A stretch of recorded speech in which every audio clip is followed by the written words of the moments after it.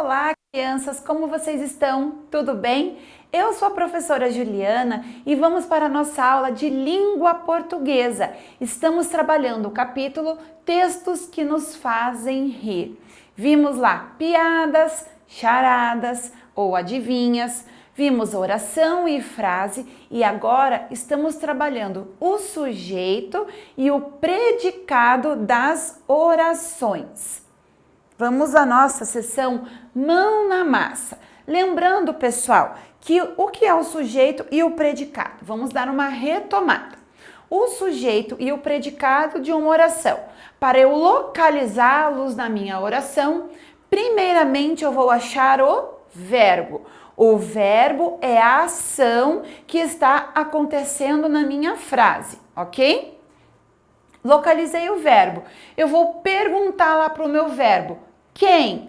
O que? O verbo vai me responder. Se foi o que? Uma árvore. Quem? Dona Maria, tia Ana. E aí nós vamos localizar o sujeito.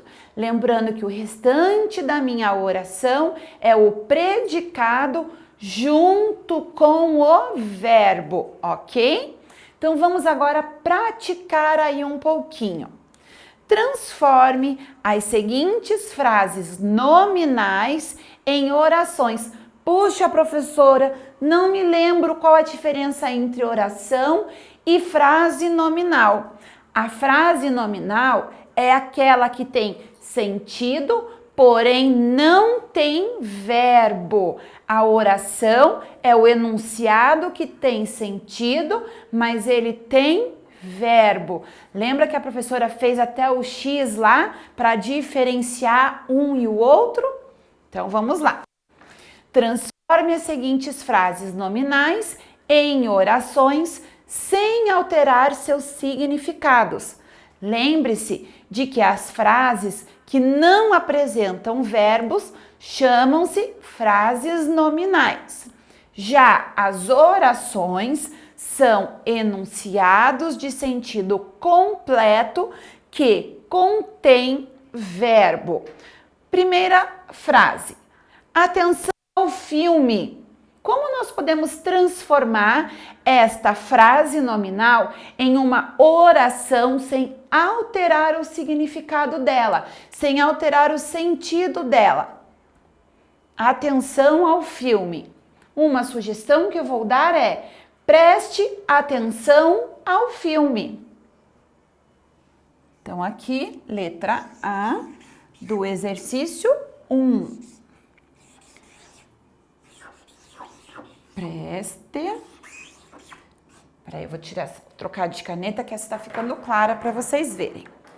Preste atenção ao filme, ok? Então, onde está o verbo aqui nesta oração? No preste, de prestar, certo? Letra B, que história triste! Como nós podemos transformar em uma oração para não mudar, uma oração com um verbo, mas nós não podemos mudar o significado. Então lá, que história triste. Uma sugestão que eu vou dar é: ouvimos uma história triste. Então vamos lá, letra B. Ouvimos uma história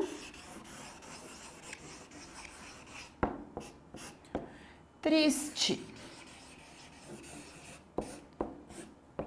Onde está o verbo desta minha oração? Ouvimos, do verbo ouvir. Letra C. Vou baixar aqui. Letra C. Tudo bem com você? Não tem verbo. Como eu vou colocar um verbo ali e não mudar o sentido? Está tudo bem com você? Então, letra C. Está Tudo bem com você? Onde está o verbo nesta minha oração? Está. Muito bem. Vamos então para o exercício 2. Leia as piadas a seguir e identifique o sujeito nas frases destacadas. O sujeito é quem está fazendo a ação ou recebendo a ação, certo? Então vamos lá, a letra A do exercício 2. A recepcionista do consultório entrou na sala do médico e disse: Doutor, tem uma mulher aí fora dizendo que é invisível. E o médico: diga a ela que não poderei vê-la. Se ele vai falar isso, é uma piada porque a moça está falando que é invisível. E ele vai dizer então que ele não vai atender porque já que ela é invisível, ele não vai vê-la, né?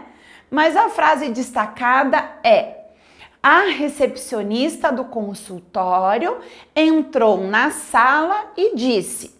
Nesta frase aí, onde está o verbo? Vamos lá, o verbo. Entrou, entrar, e disse, do verbo dizer. Então, quem entrou e quem disse? A recepcionista. Vou virar aqui para ficar melhor. Então, no exercício 2, letra A, o sujeito é a recepcionista.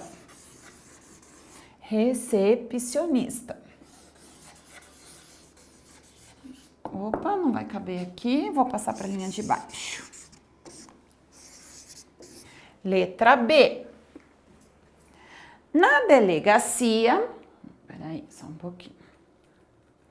Na delegacia, a mulher, bastante preocupada, explica ao delegado: meu marido saiu ontem de manhã para comprar arroz e até agora não voltou. O que eu faço? E o delegado: por que não faz macarrão?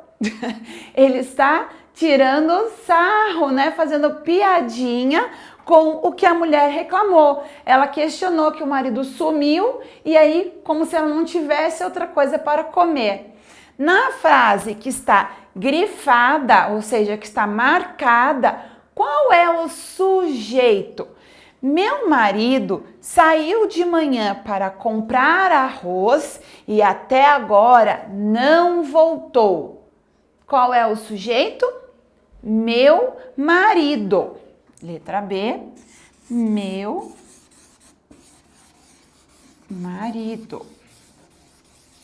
Exatamente. Então, nós estamos vendo bem a diferença entre o sujeito e o predicado. O sujeito é sempre aquele que faz ou recebe a ação do verbo.